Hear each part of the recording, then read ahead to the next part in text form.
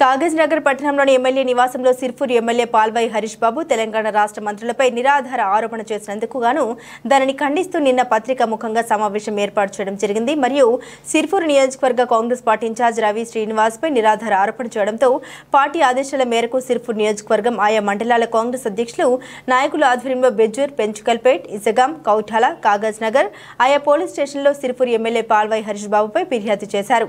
ఈ సందర్భంగా ఆయా మండలాల కాంగ్రెస్ పార్టీ అధ్యక్షులు మాట్లాడుతూ గిరిజన మహిళపై నిరాధార ఆరోపణ చేయడం కాకుండా అధికార పార్టీ నాయకులు ప్రజల అక్రమ వసూలు చేస్తున్నారని, నిరాధారణ ఆరోపణ చేయడంతో ఇబ్బంది పెడుతున్నారు అని, మంత్రులపై నిరాధారణ ఆరోపణ చేయడానికి ఖండిస్తూ చిల్లర రాజకీయాలు చేయకూడదని, చట్టపరమైన చర్యలు తీసుకోవాలని తెలిపారు.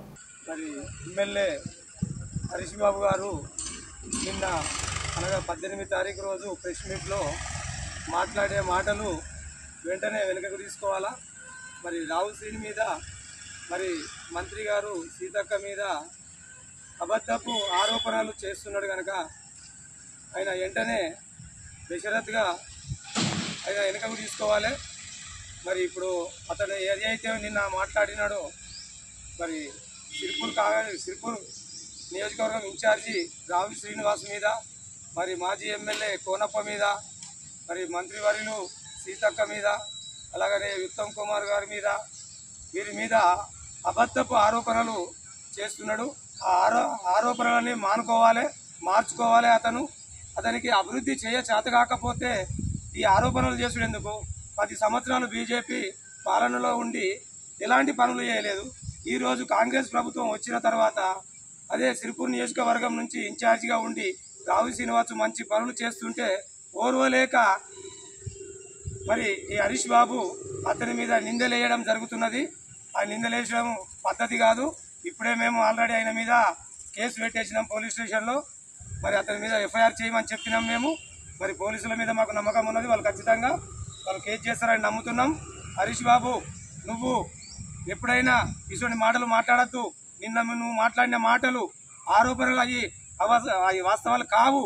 అందుకే నువ్వు బేషరత్గా నువ్వు క్షమాపణ కాంగ్రెస్ పార్టీ నాయకులకు నువ్వు ఖచ్చితంగా చెప్పాలని మేము డిమాండ్ చేస్తున్నాం. నీకు పాలన చేత కాకపోతే రాజీనామా చేసి పక్కకుండు. కాంగ్రెస్ పార్టీ ఎట్లా అభివృద్ధి చేయాలో, ఏ ప్రాసెస్లో ఎట్లా చేయాలో అట్లా చేస్తుంది.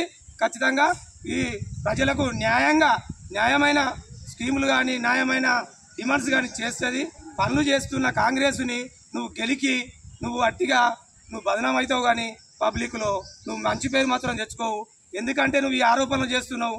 ఇక ఉన్నోళ్ళందరూ మళ్ళీ కాంగ్రెస్లో పోతారు. ఈయన్న ఒక 2 ఆరోపణలు కాంగ్రెస్ వాళ్ళ మీద చేస్తే కొంతమంది ఆగుతారేమో అనుకుంటున్నావు, కానీ నీ మాటలు పబ్లిక్ నమ్మరు. ఇప్పుడు కాంగ్రెస్ ప్రభుత్వం వచ్చిన కాడ నుంచి ఎన్ని స్కీములు ఇప్పుడు నడుస్తున్నాయి. ఇప్పుడు అది కాకినాడ నుంచి సిర్పూర్ పెదబండ వరకు రోడ్డు, అది మొన్న సీతక్క గారు వచ్చినప్పుడు ఆమెకు చూపెట్టి, ఇన్ఛార్జి రావుసీన్ అన్న చూపెట్టి ఆ రోడ్డు చేస్తే అది నీ ఖాతాలు వేసుకొని నువ్వేదో చేయించినట్టుగా, నీ ఖాతాలు వేసుకొని నేను చేసినట్టుగా చెప్పి బిల్డప్లు ఇచ్చుడు కాదు బాబు. నువ్వు మానుకో. నువ్వు ఖచ్చితంగా సీతక్క గారికి, మరి రావుసీన్ అన్న గారికి, కోనప్ప గారికి, ఉత్తమ్ కుమార్ గారికి బేషరత్గా నువ్వు క్షమాపణ చెప్పాలని మేము డిమాండ్ చేస్తున్నాం కాంగ్రెస్ పార్టీ నుంచి. జై కాంగ్రెస్.